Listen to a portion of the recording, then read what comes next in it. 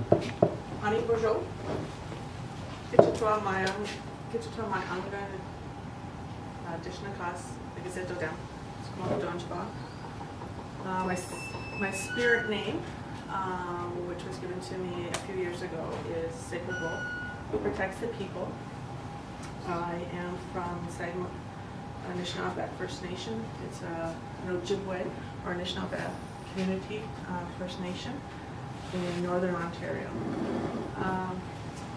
My current title is, I call it PERPA, which is the Principal Education Research Policy Analyst. So I covered a lot of things.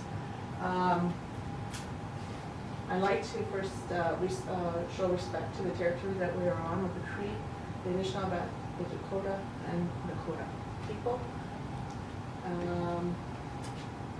Very a little nervous here right now, so I haven't presented in a while. I am an OC team member, which is Ontario College of Teachers member in good standing. I received my honors BA at Trent University in Native Studies and Canadian Studies. And then I went into the Bachelor of Education with the Aboriginal Teachers Education Program for Intermediate Senior Division at Queen's University. Like I said, I'm in good standing with the Ontario College of Teachers. I also forgot to put down in here that I did my principles Part 1, Part 2 with the First Nation Institute, 7 Generations, and the Mohawk College. And I did Part 1, Part 2 principles course, so then that's where I got my qualifications. In 1999, after I completed my my BEd, I started teaching at First Nation Secondary School on Manitoulin Island in Ontario. There, I was given a really a challenge, but an opportunity to develop the new Native Studies curriculum that came out in 2000. And so I was given all the Native Studies courses from grades 9 up to grade 12. From there, I later moved to our home community, which is at Anishnaabek. And then I went down into the grade 7, teaching grade 7. Soon thereafter, I became the VP, and I took on the principal role there. And I was a principal for 8 years, moving me into the new position that I'm in right now, which is the Principal Education Research Policy Analyst. There, I've conducted community surveys because as part of my job responsibilities, they wanted me to look at reviewing and revising the immersion program. So when I started at our home community elementary school, they just implemented an immersion program, Nishnaabemwin immersion program, kindergarten to grade 3. With that, there were a lot of challenges with that program, and with the whole setup of that, which I'll talk a little bit later. So right now we're looking at revising our education system, and right now I'm working in the capacity as the principal of an adult learning center, the Wassard Adult Learning Center, and it's for mature students,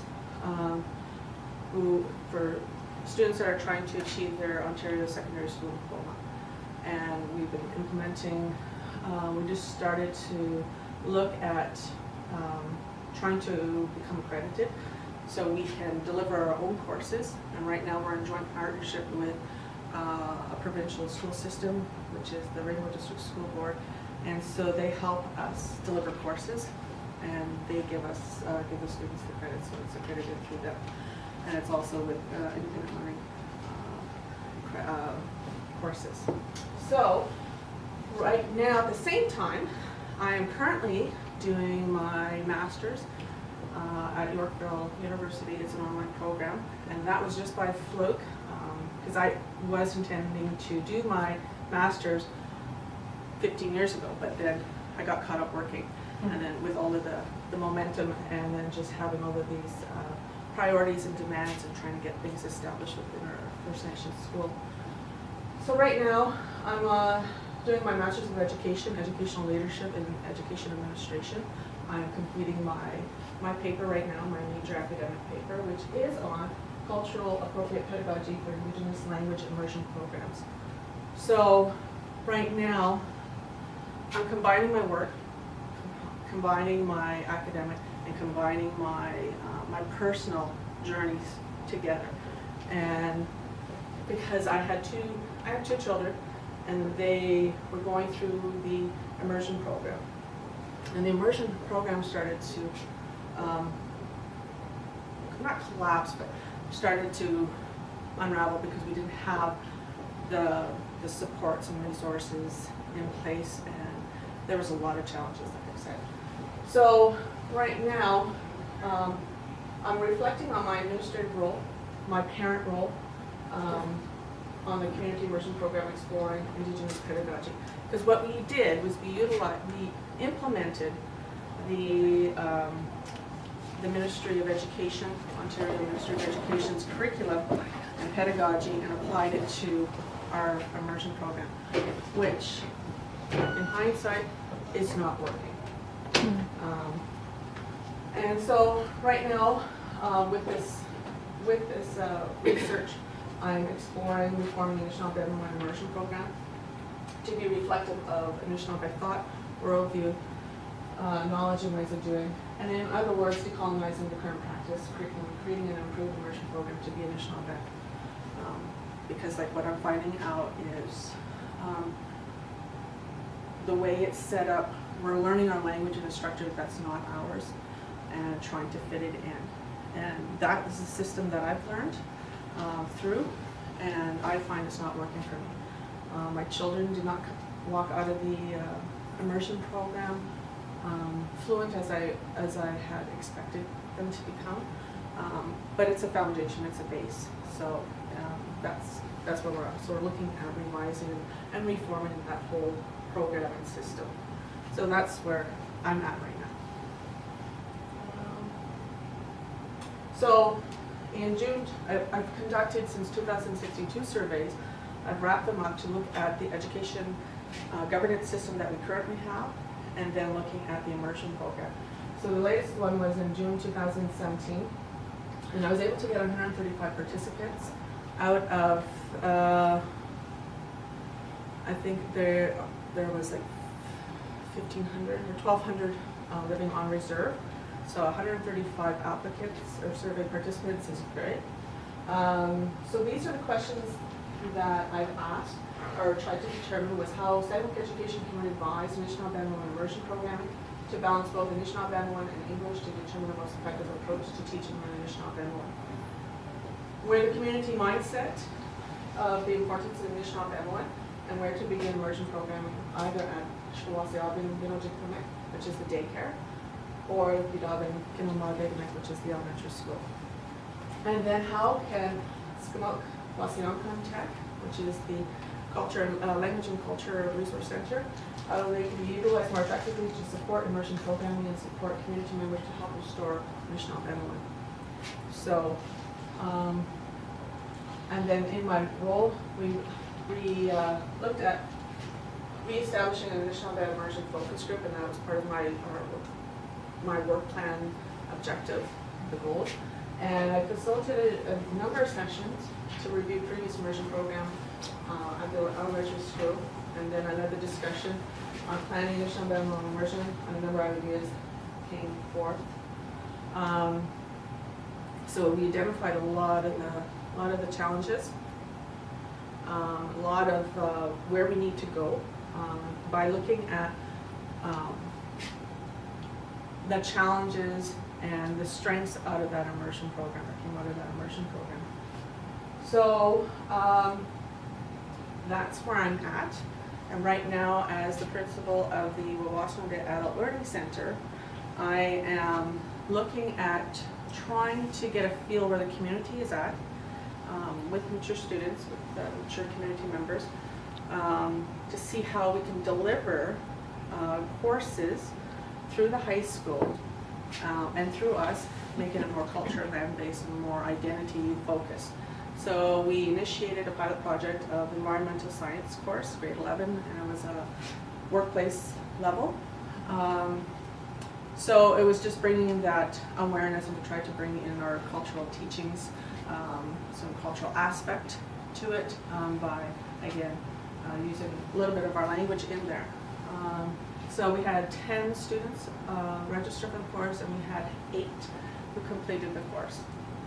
So now we're looking at another hospitality and tourism. So again, we're just getting a feel for what's out there, what they would need for their career pathways and what they're wanting to do.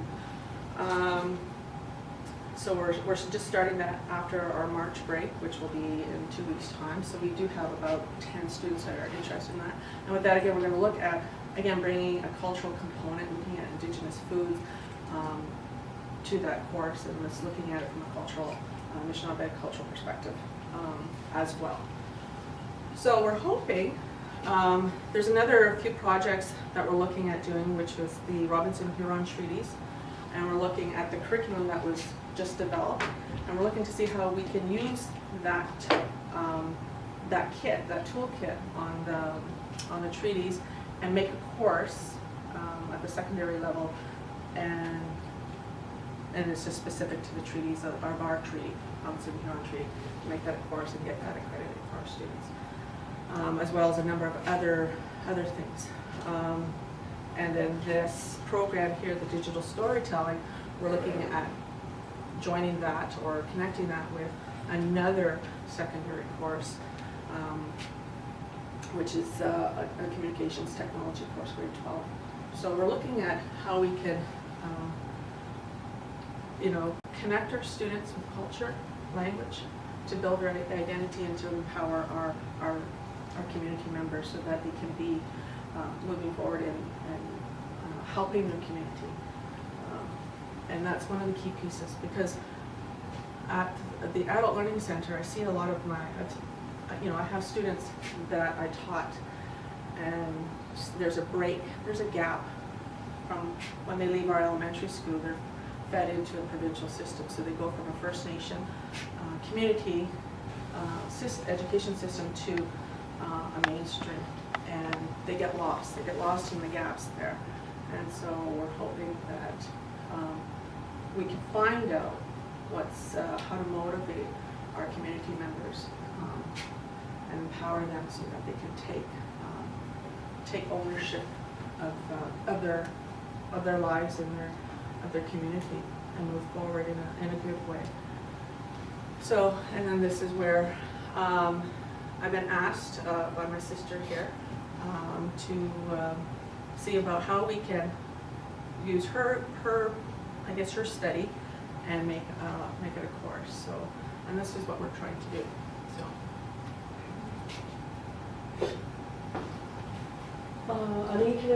Natalie, all Indigenous cause.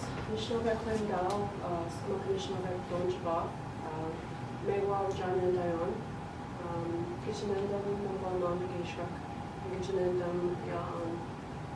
So I'm happy to be here today. I'm just saying hi to everybody. My name is Natalie.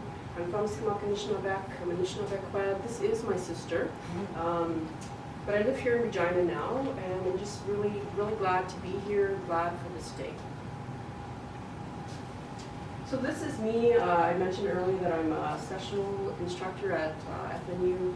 I teach primarily INHS 100, which just gives students an introduction to Indigenous health, and just kind of looking at pre-contact health and issues that are effects of self or social determinants of health that impact Indigenous people's health.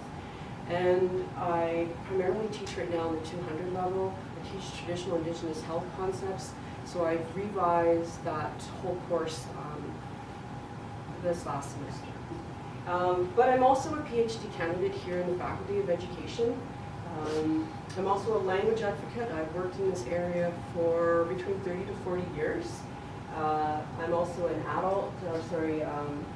an Indigenous Language Education author. So I recently got this small book here published. My mom helped me with it, and my son helped with the pictures. And I am also a Nishnaabemwin instructor, I'm a program coordinator for a grassroots organization based here in Regina, and then, well, actually more like the province. So we're a larger group that's like some language documentation across Saskatchewan, parts of Manitoba, parts of Alberta. And then here, this is actually at my feasibility study on my home community. So there's me as an Indigenous community-based researcher. And that's my sister and my mom. So we're just going to give you like a brief introduction, obviously, of who we are. We're going to do like a community overview, so you're going to get an idea of what Sagamok Anishnawbek is like. We're going to, well, actually, Marge is going to talk about the community needs, but specific just for Nishnaabemwin, which is the word in our language for our language. And you'll notice sometimes that my sister and I sometimes will flip between the pronunciations of some of the words. Some of that is related to the fact that on our community you have two really strong dialects of Ojibwe, and also the fact that some of the words are said differently in different contexts. I'll also give you a project overview, so my research part, and then we're going to talk about how we're meeting the community needs. So this is Sagamok Anishnawbek. It's in mid-northern Ontario. It's just north of Thunder Bay, about an hour west of Sudbury, north of Manitoulin and west of Sudbury. This is an aerial view of a portion of the reserve. It's actually a very large area. This is the actual land base. Under the 1850 Robinson-Huron Treaty, it's a much larger area, which is currently under a land claim. Okay, so Sagamok identifies itself as being comprised, a community comprised of the Ojibwe, the Odawa, and Potawatomi tribes. Currently, there's a population of 2,990, and we have 1,259 members who actually live on reserve, which is about 45% of the population. The last time I had this slide, back in 2017, this number was higher, and it gave us a 54%. So in that 2-year time, about 228 people have actually moved off the reserve, even though we've had a slight population increase as well. So that urbanization that people talk about is happening in our community as well, which also will tie into what we're hoping to accomplish with meeting the community language needs for Sagamok Anishnawbek. I'll try to go through this really quickly. So according to Stats Can, in 2011, 31.1% of its population reported an Aboriginal language as a mother tongue. My sister and I are actually mother tongue speakers. Both of our parents were fluent speakers, but from going through like the provincial education system, we're at various stages of relearning our language. And that number is actually fairly high across Canada. You won't find very many other communities that have numbers that high, unfortunately. But ideally, I think that if we ever assess the amount of second language learners, and if we see an increase in that base, these numbers will go higher, right? And eventually we'll have more of our children will be raised with a mother tongue. So anyways, there is extensive documentation in our community, going back a few decades, about language in our community. So there's quite a few studies. Okay, so there's a lot of community infrastructure here. It's got its own admin department, community wellness department, which is really important, especially I found when I was doing my master's levels. I looked at the impacts of the Indian residential school system and negative racist stereotyping. And through part of that process, I had to debrief my participants. And knowing that there was a well-established community wellness department really helped. Knowing that there were more Western approaches as well as traditional Anishnaabek healing approaches that they could utilize was really important. So even for this project, which won't be sort of as in-depth, it's still good to know that there are plenty of these resources that are out there. So we obviously have this in the education part. We'll talk a little bit more about that, about our planning and infrastructure, land, resources, environment department, as well as a housing department. So a very well-established community. Yeah, and so we talk a little bit here about the type of education programs. Margie talked a little bit here about some of these already, but we also have there's the assets, Aboriginal skills and employment training strategy, and Educandawsome Learning Center, literacy and basic skills as well. So the vision for this education department is to empower Sagamok Anishnawbek to be academically successful and culturally enriched. The values are fairness, everyone has an equal opportunity to education, which is a treaty right in our area. Quality, we strive to provide the best education for our learners. Accountability and commitment, we're accountable to our community and stakeholders and commit to offer access and quality education to our learners, as well as equality and education services for every member of our community, and empathy. We'll be empathetic to the needs of all children, thereby strengthening their well-being and ensuring success. So I'll just read through the mission statement here. I don't want to take too much time. We've got to still get through to our project. But the Sagamok Anishnawbek Education Committee is an Anishnaabek community-controlled and community-based educational network. And we shall provide a holistic educational process towards the well-being of the individual learner of the Sagamok Anishnawbek Nation. So as Marjorie has mentioned, that's something that she's looking towards, and something that I'm looking towards overall within the community, as well as just in Indigenous language education as a whole. Okay. Okay, so based on the surveys, there is an urgent need to revitalize our language, and our community needs a comprehensive long and short-term strategy. There needs to be a commitment from the people, the administration, and prioritize revitalizing the language in each department and work together. So right now, it's more so the education unit that is taking the initiative, and there's kind of more of the responsibilities put on education. Because the language isn't spoken as much as we would like it to be spoken in the community and other departments, and the dominant language seems to be English in all of office operations. So we want, and that was one of the things that we wanted to do. There was a Chief and Council did look at making it mandatory, a 7-year process for all staff, anyone who worked for Sagamok, to be fluent in the language. So they had organized native language classes. They offered native language classes to staff members, and they were allotted time to do that, but it didn't work out. So right now with Wawasnade, I've initiated a lunch and learn. So it's this year it hasn't been too successful, just because our instructor has been away due to health.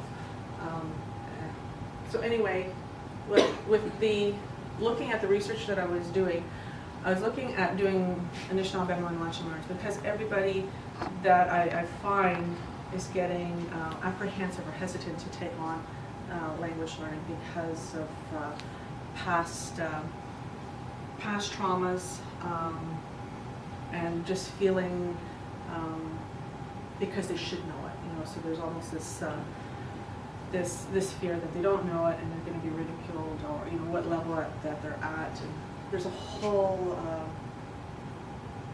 and there's a number of issues regarding language learning, so ours became more of an informal approach where, you know, it's about conversation, it's about hearing the language, and we've always focused, or we've been focusing more on the written part and the reading part, which I'm great at, but I can't hear it. I can see it, and I can identify what those words are in English and make those connections, but I can't connect here. So that becomes a problem. So what we tried to do was invite community speakers for lunch, and we would sit down informally to try to make it more approachable and more comfortable to those that struggle with the language. So we need to look at key areas such as funding, the infrastructure, community support, training and mentorship, pedagogy, curriculum development, transitions, policy development, certification. They all need to be addressed and thoroughly planned out. So the participants from the feasibility study identified that they would like to have quarterly language camps. Right now we have an annual language camp, and from that study, a lot of participants wanted to have it more on a quarterly basis. So which is great. Sagamok Contact is our language resource center. It offers translations, classes, cultural and language support to community members, daycare, and schools, but it's not utilized to its full potential. So here we need to get this this center more communicated out, what they offer, and so this is where our website came up, and to do these studies. So I'm kind of like managing our website. I got it going, and I'm currently managing our website to try and get these things promoted and getting it out there for our community. So community elders, we have community elders visiting the daycare and school to support language and cultural activities.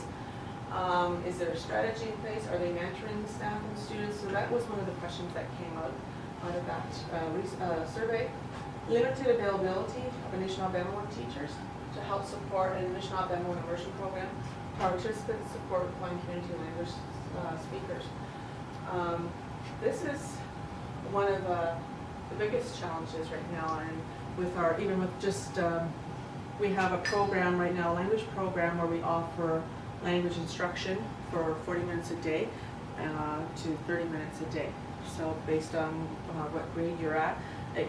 So we reverted back to that to the old system. And we had a primary language teacher and an intermediate language teacher. But we don't have any more teachers here. I think we're down to one teacher. So this is where it comes into looking at the standards. Because to be a teacher, you need to have your OCT qualifications to become a teacher, which is a huge setback.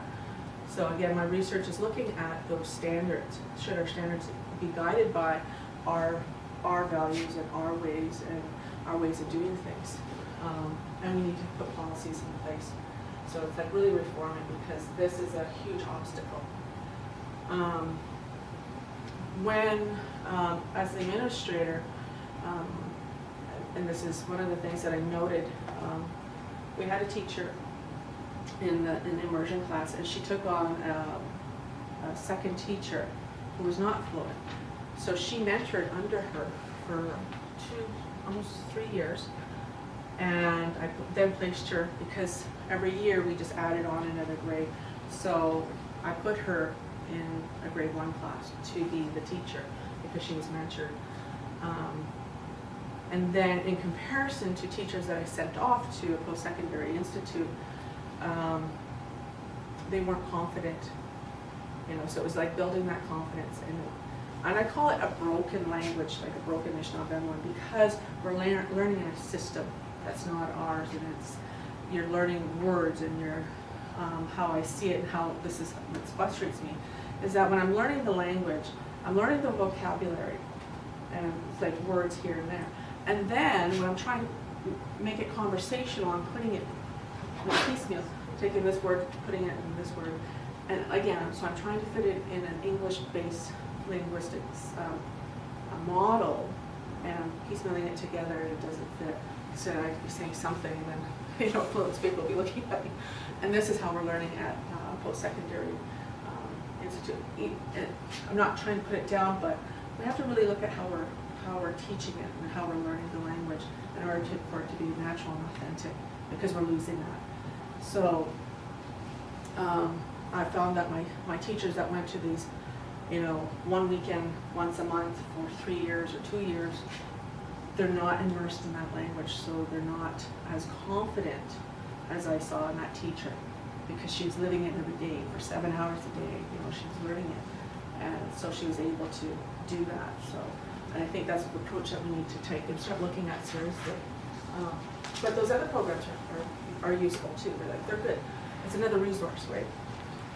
And then again, here looking at the community annual Anishnaabemwin chapter, making it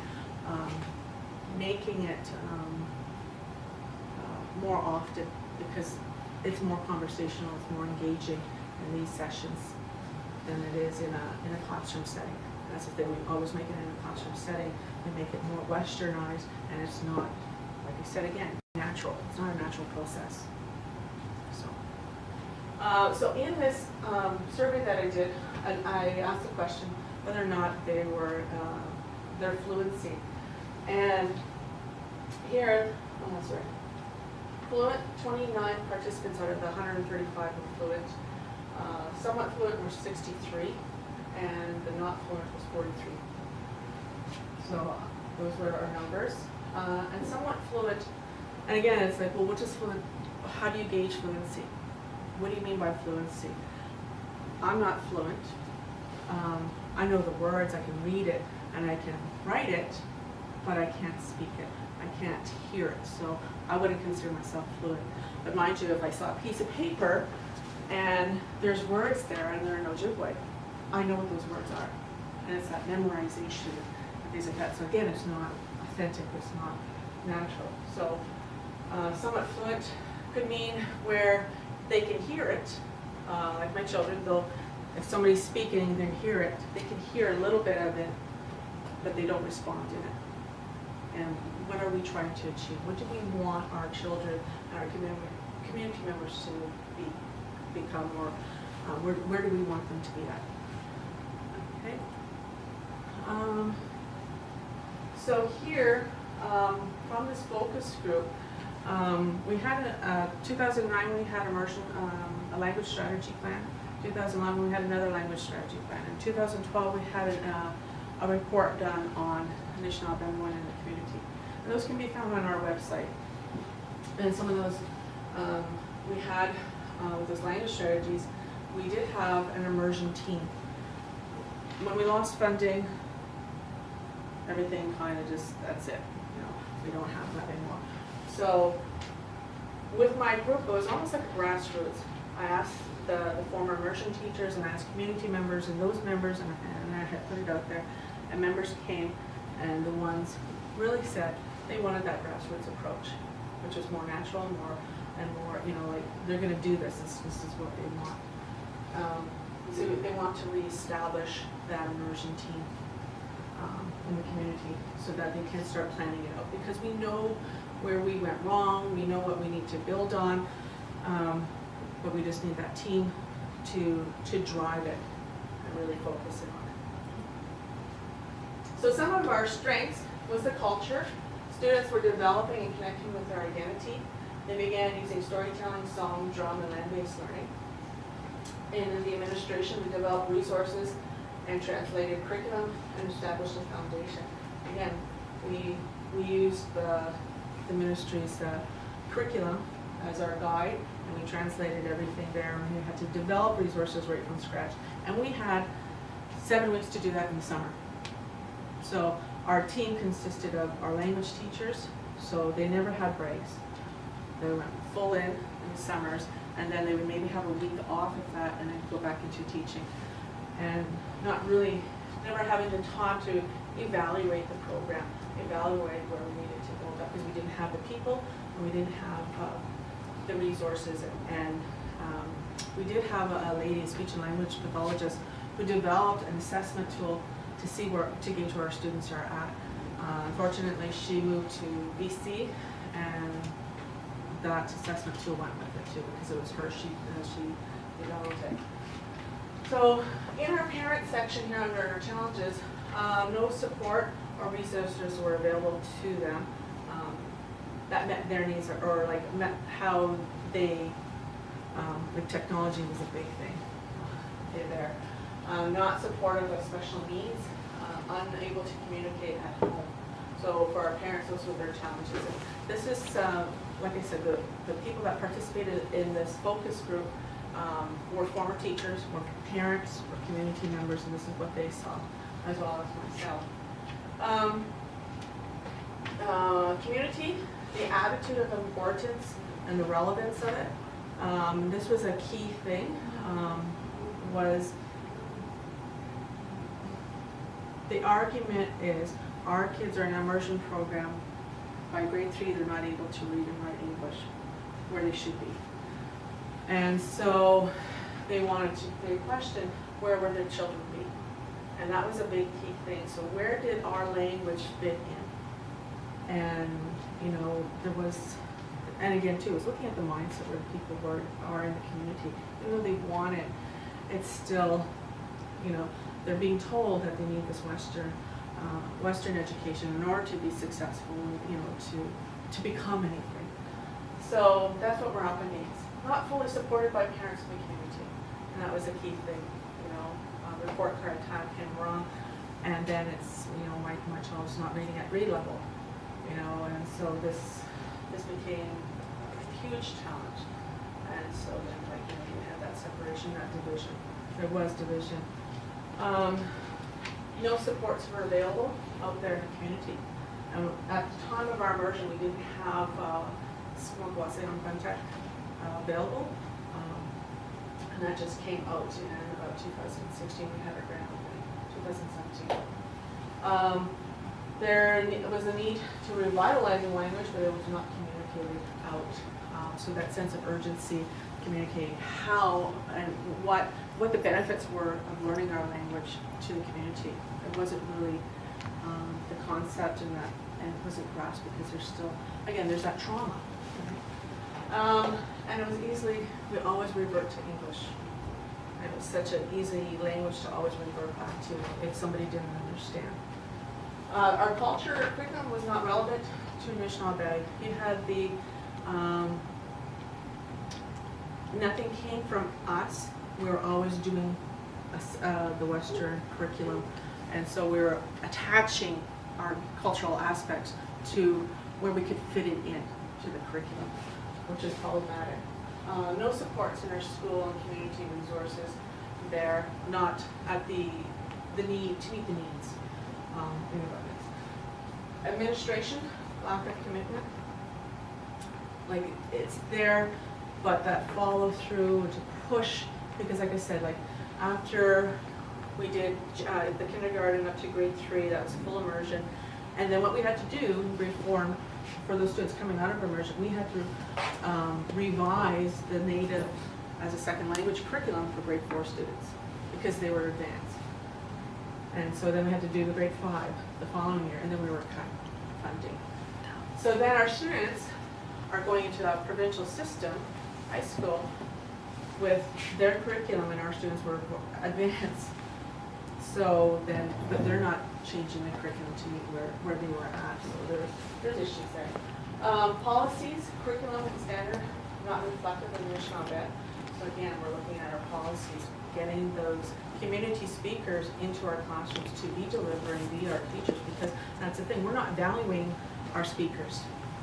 And we're applying another Western standard to our way of doing things. Again, we're always reverting to English. There's too many expectations on the teachers. They're asked to do this, and then, everything. And if it didn't work out, it's the teachers to blame.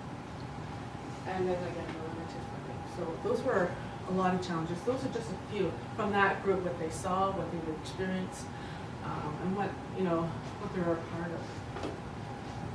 So in another focus group session, we looked at, we need to learn our language. And then our dad was, he's part of the TEK elders group, and he went across and got together 21 First Nations together to sign, to stand up against the government in their aerial spraying on our traditional territories and in general all of this area. So anyway, what he could see around the table when he asked the question, how many here speak? 80% of the elders know the language. So there's a group that doesn't know the language. Nishnaabemwin Revitalization, bridging the gap. They said, a lot of them said that we need to feel, to live it, to see it. Those visual images throughout in Anishnaabek. Rekindling our spirit, Anishnaabek spirit, to remind people of that recognition. This is key. Changing the mindset. This is what we need to do. Tracking system of our program and timelines. We need to have those things in place and developed in our ways. Language speakers need to be visible.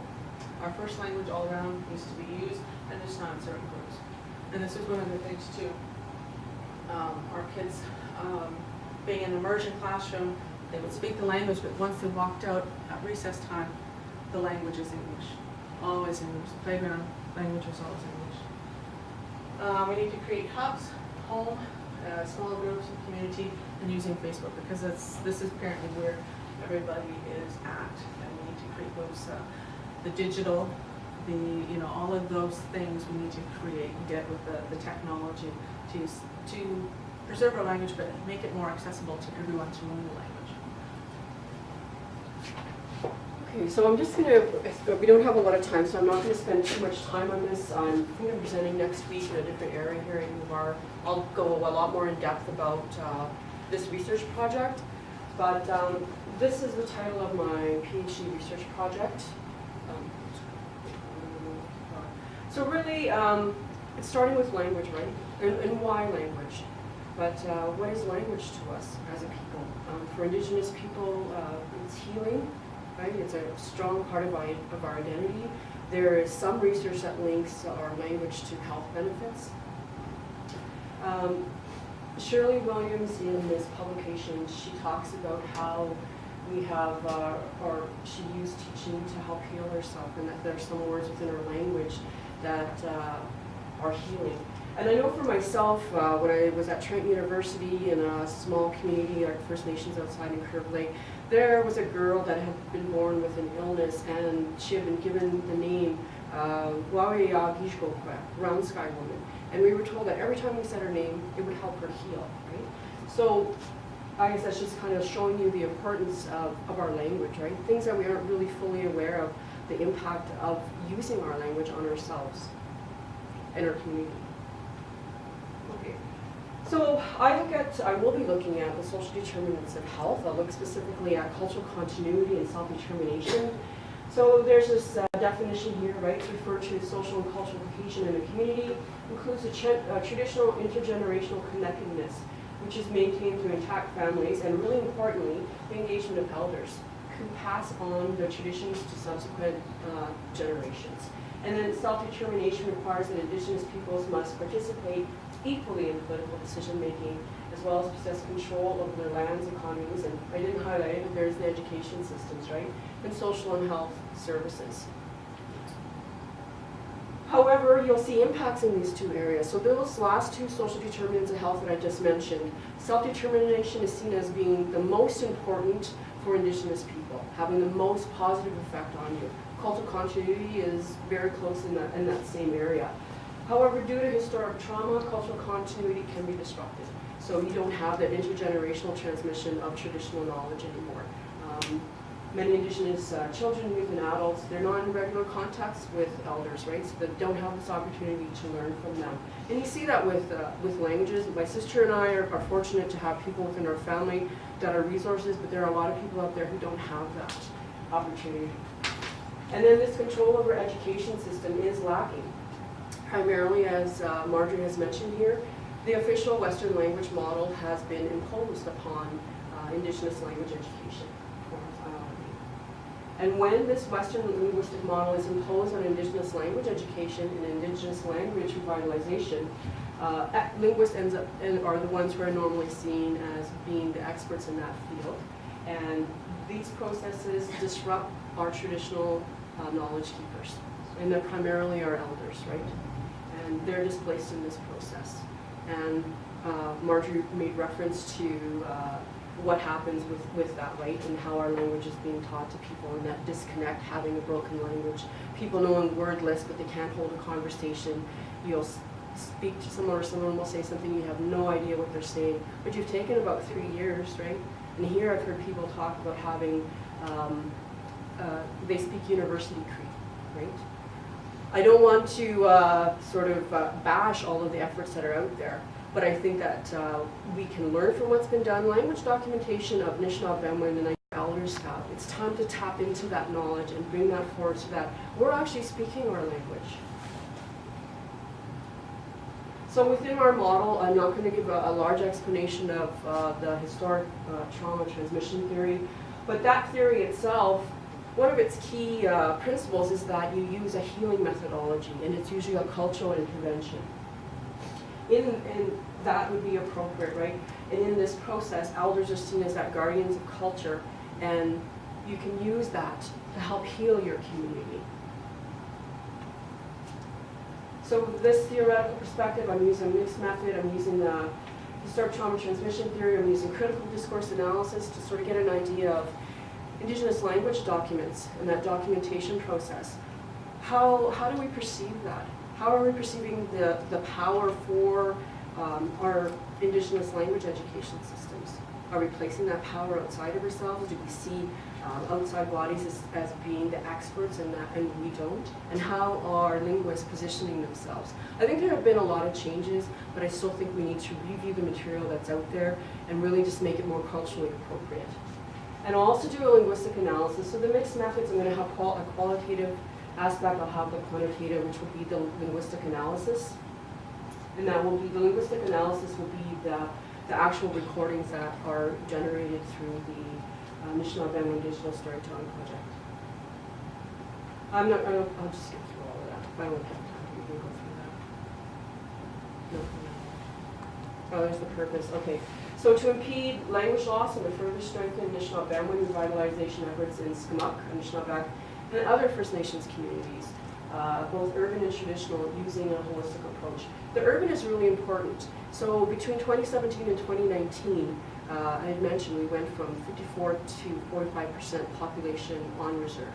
So we're losing a lot of people. We still have people like myself. I'm an urban, right? I live out here, but I don't have direct access to my own community. It's 2,200 kilometers away from here. But by making resources that are based on my community, other people who are in an urban setting can access those, right? I'm not saying there's anything wrong with using resources around you. I think knowing other dialects and other languages are great. I have learned some of the Soto dialect out here, and I've learned some of the Cree dialects. There's a few here, and I'm really glad that I have that opportunity. So I have a massive amount of objectives that I think we probably have to skip through. I think we're getting pretty close. Those are just some of my research objectives. Ideally, though, what I'm trying to do is I'm trying to measure cultural continuity and self-determination. Is this happening within our communities? Right? What's the community and personal well-being by having a program that's going to emphasize cultural continuity and self-determination? So this is a general research question here. What's the nature of the power relations within Indigenous language education, and how can they be holistically balanced using the historical trauma and unresolved grief intervention? Which is the Nishnaabemwin Digital Storytelling Project, but as a whole, it actually is all of the aspects, all the phases of my research that will further encourage self-determination and cultural continuity to social determinants of health that positively impact Indigenous people. So it's multi-phase. There's 3 key phases. There's going to be an assessment of community perceptions of community and personal health. There'll be an assessment of Indigenous language education, and then the development, implementation, and assessment of Anishnaabemwin Digital Storytelling Project. So there's data collection for phase 1 and 2. It'll be primarily one-on-one semi-structured interviews and talking circles with key informants, as well as Indigenous language education document collection. Questions will focus on the sociolinguistic factors identified earlier. Data collection for phase 3 will include recording digital storytelling conducted in Nishnaabemwin and a subsequent questionnaire for all participants that measures cultural continuity and self-determination. So just the data analysis. So the qualitative data for phase 1 and 2 will undergo critical discourse analysis, as will the Indigenous language documents, and then the phase 3 will undergo that linguistic analysis. There's still some room to move. I'll talk a little bit more about that when I talk about Indigenous research methodologies that are used for this. And then just that possibility that phase 3 qualitative data analysis may occur in talking circle format. But still, these are my proposed ideas. There's still some work that needs to be done with this and consultations. So there's some similar limitations. One is specific to Sagamok, right? So I mentioned our communities has 2 major dialects, right? Odawa and Ojibwe within one community. So someone would say Tugawis Manti Namosh, another person would say Tugawis Mampi Namosh. So a small difference, but those some of the words are very similar, but then you're going to hear very distinct differences in how some things are said. And that's also problematic within our community because it's an Ojibwe territory, so then you have Ojibwe saying, no, it needs to be Ojibwe. This is the territory that it's on. And so you have that division in the community of which dialect and it's supposed to be Ojibwe, and then you have the argument of, so that's problematic within the community. And so one downside of this is that 45% of our population base of just under 3,000 no longer live on our community. So 55% of our participants will not be, or for our band membership, will not actually be able to take part in this, right? Unfortunately. But there's a lot of significance. You're going to have a better understanding of language loss in Indigenous communities, as well as that resilience that's out there. Our community has a lot of programs, and we still have a lot of challenges, and it's trying to find out what is that whole nature of that? What's that whole continuum of language loss, but also language revitalization?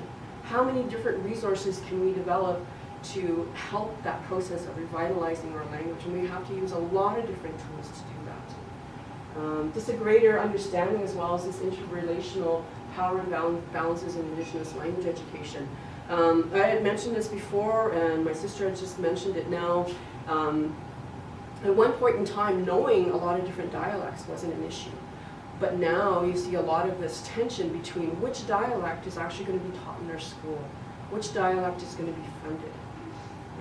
And I mentioned before, there was a lot more respect and tolerance, and knowing more dialects was a very good thing, right? You had better understanding of how people spoke in different areas, right? And we were losing that richness of our language when we're limiting it to just one dialect's going to come out. So then again, just this, ideally we're going to have a holistic approach for this Nishnaabemwin Revitalization. I think I just, so the research, Indigenous research methodologies. So this whole process for myself, as well as my master's, started with ceremony. It's ongoing, utilizing the sweat lodge ceremony and just the smudging and prayer ceremonies. I use a lot of self-reflection throughout this process. Ideally, I'll continue to do that. I use that medicine wheel concept, trying to keep myself balanced while I'm doing this work so that I'm able to do this work in a good way. There's ongoing ethical community engagement. I'm sure I could just decide to run right through this research project. It's at where it's at now because it's really important that my community is fully represented with this research project. And I think that that's one of the things that a lot of people say when you're doing Indigenous community-based research is that it's time consuming, and it is. But you do want to do it the right way, right? So I conducted 4 pilot studies, so they've really had a good look at some of the ideas that are out there, and they really support my research now. In particular, I had about 75 participants who took part in this Nishnaabemwin digital storytelling feasibility study. The majority of people, about 90 to 95%, were in support of this program. And they also really clearly identified the need to hear our language. It's not enough to just see it. You need to hear people speak this. So the research dissemination, it will be community-based as well. Like, we need to bring our results back into our community. It was something that I did with my master's research. Ideally, we'd like to write something and get it out there in academia, but I think our most important thing is that we make sure our community understands this is what we're doing. And then the community capacity building, there'll be training for participants, as well as people who are just assisting with this project. Someone had wanted to work with us as a facilitator for some of this, had wanted cultural sensitivity training. And how am I going to work with an Anishnaabek community when I, not primarily worked with other Indigenous communities? So that was a really good thing that hopefully we'll be able to implement. And having that community advisory committee as well. It's really important to have input from our elders and our fluent speakers. What do they feel about this, as well as just community members. Having a community-based research assistant, and then making sure that those OCAP principles for our research data are being considered. Who's going to have access to our data? Who will have ownership of it? Who will be in possession of it? Who will have control of it as well? And this is where we're meeting our community needs. I'll just let you. So here, how we're going to meet community needs is starting off small, but then it's feeling out where the community is at. So we'd like to utilize the Washington Adult Learning Center as a venue to deliver Nishnaabemwin digital storytelling as a credit course for adult learners working towards achieving their Ontario Secondary School diploma. And we will connect the objectives of the Nishnaabemwin digital storytelling to an Ontario Ministry of Education curriculum course, specifically communications technology, digital imagery, and web design grade 12 course, which would be open. So we're hoping that the students would be able to, again, learn their history, learn their culture, learn their language, and it's all encompassing, and that they can produce something and be a part of that community development, and taking pride in empowering them, and then to continue to move forward with that language. And again, this would be another means to really put out there to the community the importance of our language, because we don't learn our language learners, not our language learners, but our language speakers are dying. We're losing our language speakers. This winter we had 6 people, pass away. And so the majority of them, 5 of them were speakers. So, we need to do this as a means to preserve our language, but to make it more of our way of doing it, but connecting with technology.